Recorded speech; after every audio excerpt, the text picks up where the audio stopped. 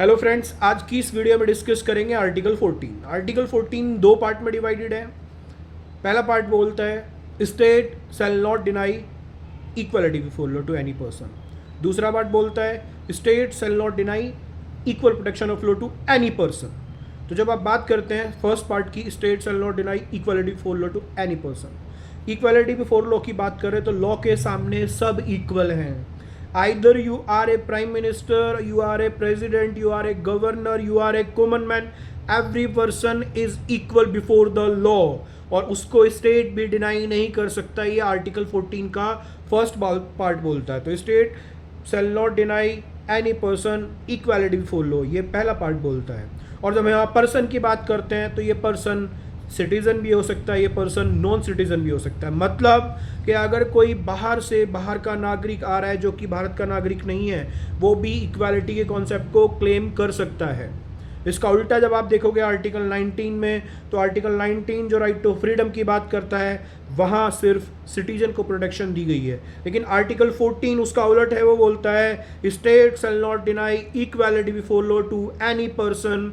अब any person में सब इंक्लूड हो जाता है, either is citizen and non citizen.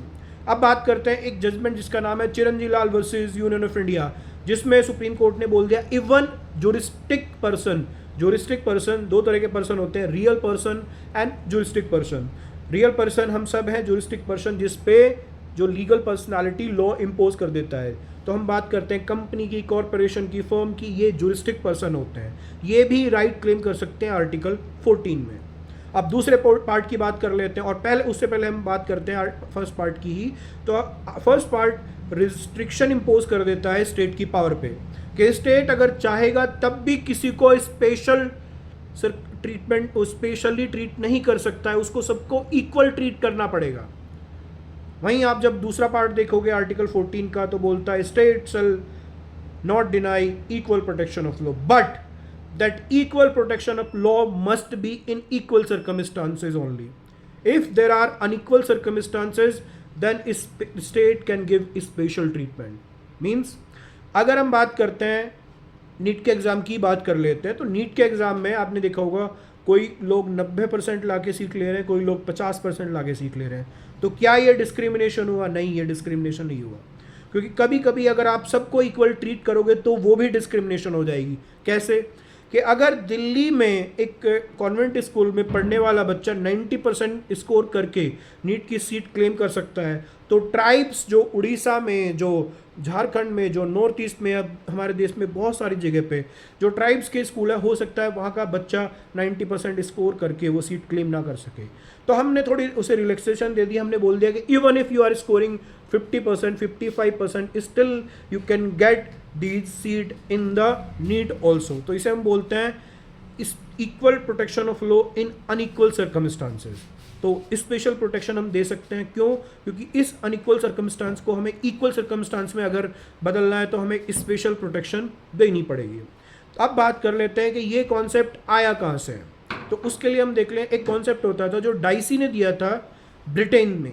तो ये सारे के सारे जितने भी आप आर्टिकल पढ़ रहे हो या कॉन्स्टिट्यूशन पढ़ रहे हो, ये डायरेक्टली और indirectly has been given to by the Britishers itself. तो जब हम देखते हैं वो अलग कॉन्सेप्ट है, लेकिन आज देख लेते हैं। तो होता क्या है कि हम क्योंकि ब्रिटिश रूल फॉलो करते आ रहे हैं और वही हमने चीज़ अडॉप्ट कर ली ज़्यादातर कॉन्स्टिट्यूशन में।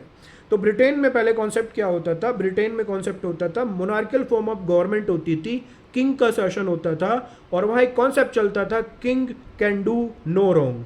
तो मतलब राजा या उसके आदमी, उसके सिविल सर्वेंट अगर कोई गलती कर भी रहे हैं तो उनको कोई पनिशमेंट नहीं मिलती थी, और पनिशमेंट मिलती भी थी तो उनको कम पनिशमेंट मिलती थी। उनके लिए स्पेशल कोर्ट होते थे। सपोज करो एक ए ने मर्डर कर दिया तो उसको लाइफ इम्प्रिजनमेंट या कैपिटल पनिशमेंट मिल जाती है। लेकिन वहीं अगर सिविल सर्वेंट होता था तो उसको बहुत कम सज़ा मिलती थी। तो ये कॉन्सेप्ट था डिस्क्रिमिनेशन का। इसके अगेंस्ट में वहाँ के लोगों ने आवाज़ उठाई, रेनेंसा पीरियड हुआ। उस रेनेंसा पीरियड में जो मोनार्कियल फॉर्म ऑफ गवर्नमेंट ने अडॉप्ट कर लिया डेमोक्रेसी को।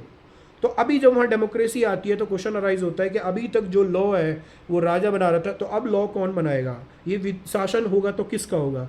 तो उसका उत्तर दिया डाइसी ने बोल दिया there shall be rule of law, not of any individual.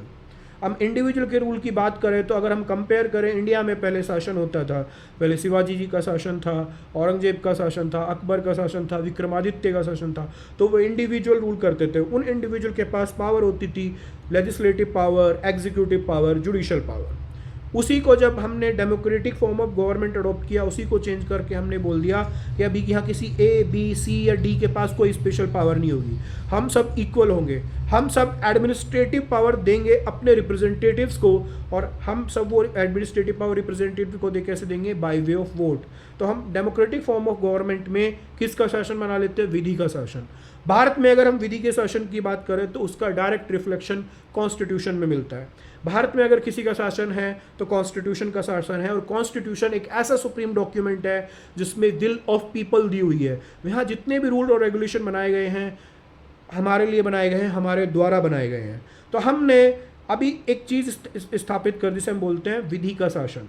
Dicey ने कॉन्सेप्ट दिया, डाइसी ने बोल दिया कि अगर डेमोक्रेटिक गवर्नमेंट आप लेके आ रहे हो तो उसमें सुप्रीमेसी ऑफ लॉ होगी और इक्वालिटी बिफोर लॉ होगी। जो कॉन्सेप्ट दूसरा है, पहला कॉन्सेप्ट है सुप्रीमेसी ऑफ लॉ, वो हमारे आर्टिकल 21 में है। आर्टिकल 21 बोलता है no person shall be deprived from the right to life and liberty except in accordance due procedure established by law. तो no one is supreme, rather the law is supreme.